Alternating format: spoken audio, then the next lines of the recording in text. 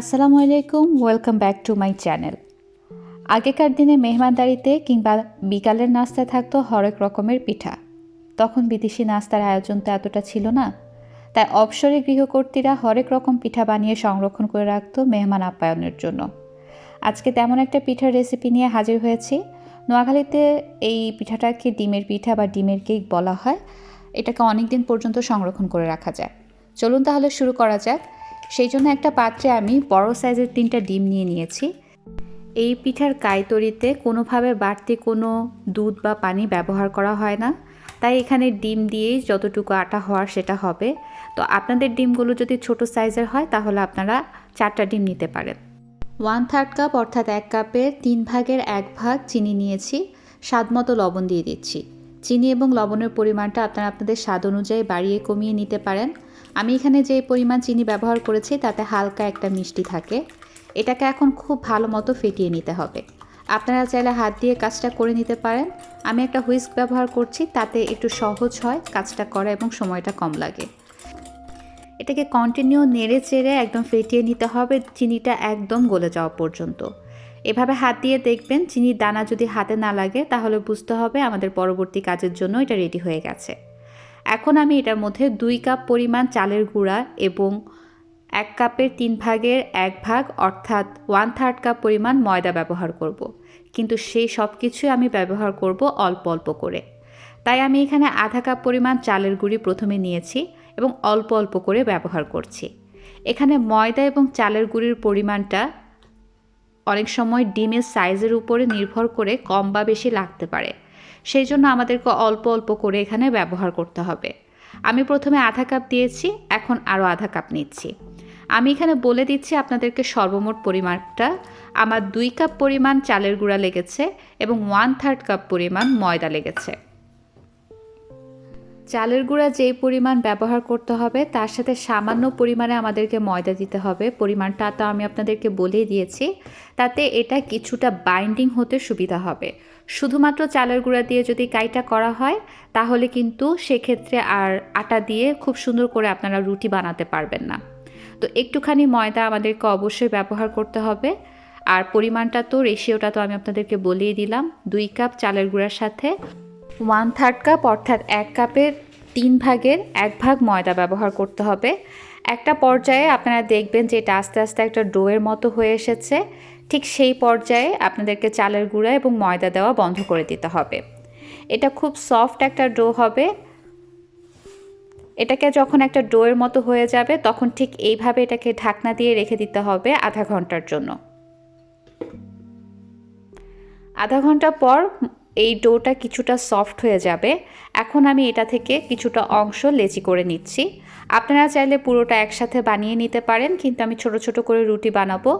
আর যখন আপনারা এরকম করে লেচি নেবেন 1 টেবিল চামচ পরিমাণ ময়দা নিয়ে এটাকে 2 মিনিটের মতো ঠিক এইভাবে মথে নেবেন, তাহলে এই ডোটা আরও একটু মসৃণ হয়ে যাবে। এটাকে মসৃণ করা হলে এই ডোটা দিয়ে পরবর্তীতে পিঠা বানাতে সুবিধা হবে, কারণ এটাকে আমরা একটা রুটি বানিয়ে নেব। সেই জন্য এই 2 মিনিট মথে নেওয়া হয়েছে। এখন আমি এটাকে একটা রুটি বানিয়ে নেব। সাধারণত আমরা পরোটা যেই পুরুত্বের খেয়ে থাকি সেরকম পুরুত্বের একটা রুটি আমাদেরকে বানিয়ে নিতে হবে। খুব বেশি পাতলা করা যাবে না, তাহলে এটা অনেক বেশি শক্ত হয়ে যাবে পিঠা।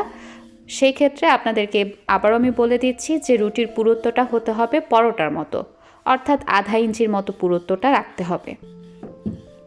এবং রুটির সব জায়গায় পুরুত্বটা যেন সমান হয় সেদিকে খেয়াল রাখতে হবে। রুটিটা বেলার জন্য আপনারা ময়দা ব্যবহার করবেন, না হয় কিন্তু লেগে যাবে, কারণ এই ময়ানটা খুবই সফট। দেখতে পাচ্ছেন আমি যথেষ্ট পরিমাণ ময়দা ব্যবহার করেছি এবং পুরুত্বটাও আমি আপনাদেরকে দেখিয়ে দিয়েছি। এখন আমি এটা দিয়ে ছোট ছোট করে পিঠার সাইজ করে কেটে নেব। আপনারা এটা দিয়ে চাইলে ডিজাইন করতে পারেন, কিন্তু ডিজাইন খুব একটা ভালো হয় না। এটা সাধারণত ট্রেডিশনালি এভাবেই কেটে কেটে তারপর ভেজে নেওয়া হয়। তাই আপনারা এরকম একটা কুকি কাটার ব্যবহার করতে পারেন, কিংবা আপনারা পেস্ট্রি কাটার সেগুলো দিয়ে এভাবে ছোট ছোট করে কেটে নিতে পারেন। এটা এভাবেই দেখতে খুব সুন্দর লাগে। পিঠাগুলোকে ভাজার জন্য আমার ডুবো তেল লাগবে, সেই জন্য আমি একটা পাত্রে তেল গরম বসিয়ে দিয়েছি। তারপর এরকম একটা আটা ফেলে দেখবেন, যদি দেখেন যে এটা এরকম ঠিক বাবল ফুটতে শুরু করেছে তখন এর মধ্যে পিঠাগুলো ছেড়ে দেবেন। তেলটা যথেষ্ট গরম হওয়ার পর পিঠা ছাড়তে হবে, না হয় পিঠা কিন্তু ফুলতে চাইবে না। দেখতেই পাচ্ছেন আমার তেলটা যথেষ্ট গরম আছে এবং আমি পিঠা দেওয়ার সাথে সাথে এগুলো চারপাশ থেকে বাবুল উঠতে শুরু করেছে। আমি সব পিঠাগুলো দিয়ে এগুলোকে এপাশ ওপাশ করে চুলার আঁচটা মিডিয়ামে রেখে ভেজে নেব।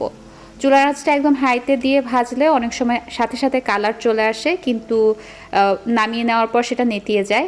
তাই চুলার আঁচটা মিডিয়ামে রেখে তারপর ভেজে নিতে হবে। যখন আপনারা পিঠা চুলাতে দেবেন বা তেলের মধ্যে ছাড়বেন তখন কিন্তু চুলার আঁচটা একদম হাইতে থাকবে। পিঠাগুলো দেওয়ার পরে চুলার আঁচটাকে কমিয়ে মিডিয়াম করে দিতে হবে। তারপর কাঙ্ক্ষিত বাদামি রং যখন হয়ে যাবে, হালকা বাদামি রং, তখন তুলে নিতে হবে।